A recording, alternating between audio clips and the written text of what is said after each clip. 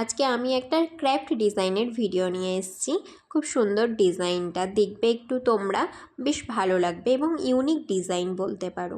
এটা কিন্তু আমাদের ডেকোরেশনের কাজে ভালো কাজে আসবে, কারণ তখন ঘর সাজাতে আমরা খুব বেশি তো জিনিস ইউজ করেই থাকি, তাই না? ঘর সাজানোর জন্য কীরকমভাবে সুন্দর লাগবে ঘরটা, কীরকমভাবে সাজানো যেতে পারে। তো হাতের কাছে যদি উল থাকে আর আঠা থাকে তাহলে আর চিন্তা কিসের, গাম তাহলেই হয়ে গেল, নিজেই বানিয়ে ফেলতে পারো উল দিয়ে। উলগুলোকে প্রথমে একটু ফুলের ডিজাইন শেপে নিয়ে নাও, কিছু চুড়ি নিয়ে নাও, ওই চুড়িগুলোর মধ্যে যাতে চুড়িটা না দেখা যায় সেই জন্য উল দিয়ে চুড়িটাকে ঢেকে দাও। বাস, চুড়িটাকে যখনই ঢেকে দিলে ওটা উলের ডিজাইন চলে আসলো, উলগুলো যেহেতু রয়েছে। এবার একটা করে পুঁতি বসিয়ে নাও তুমি ফুলগুলোর ডিজাইন যেগুলো করেছো তার মধ্যে থেকে একটা উল একটু ইউ আকৃতির করে আবার একটু পেঁচিয়ে নেওয়া যেতেই পারে, তাই না? এগুলো তো হাতের ডিজাইন, তো বেশ ভালোই লাগবে। এবার এটাকে একটু নিচে ঝোলানো টাইপের ডিজাইন বানাবো। দেখো নিচেতে যেরকম ঝোলে, আমাদের অনেক সময় যখন বিশ্বকর্মা পুজো হয় বা দোকানে যখন বৈশাখ মাসের পয়লা বৈশাখে পুজো হয় তখন কিন্তু চাঁদমালাতে এগুলো খুব ভালো দেখতে পাওয়া যায় কাগজে। তো সেই রকমই এটাও উল দিয়ে বানানো। দেখো বেশ সুন্দর করে একটু বেঁধে নাও যাতে না খুলে যায়। এরপরে ওখান থেকে একটা লম্বা উল আবার ঝুলিয়ে নেবে।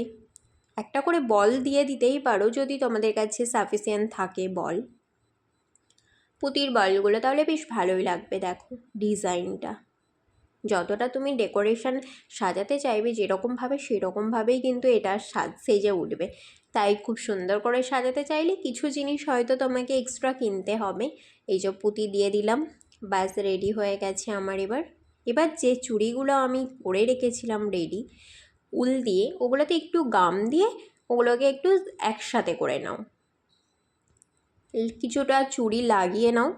এবার অনেকটাই তোমার কাজ এগিয়ে গেছে। দেখো যতটা তুমি লেন্থ করতে চাও লম্বা, ততগুলো চুড়ির আইডিয়া করে তুমি বানিয়ে নাও। এবার যেগুলো বানানো ছিল সেগুলো আবার একটু গাম লাগিয়ে ওর সাথে আটকে দাও।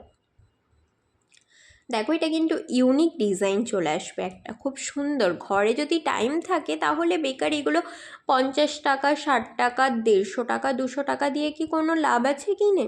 ঘরেতেই যদি বানিয়ে ফেলতে পারি আমরা, প্লাস একটা ভিডিওও হয়ে গেল আমার তোমাদের সাথে শেয়ার করতে করতে। খুব সুন্দর লাগলো ভিডিওটা বানাতেও, তোমাদের সাথে দেখাতেও পারলাম, যাক খুব ভালো হয়েছে।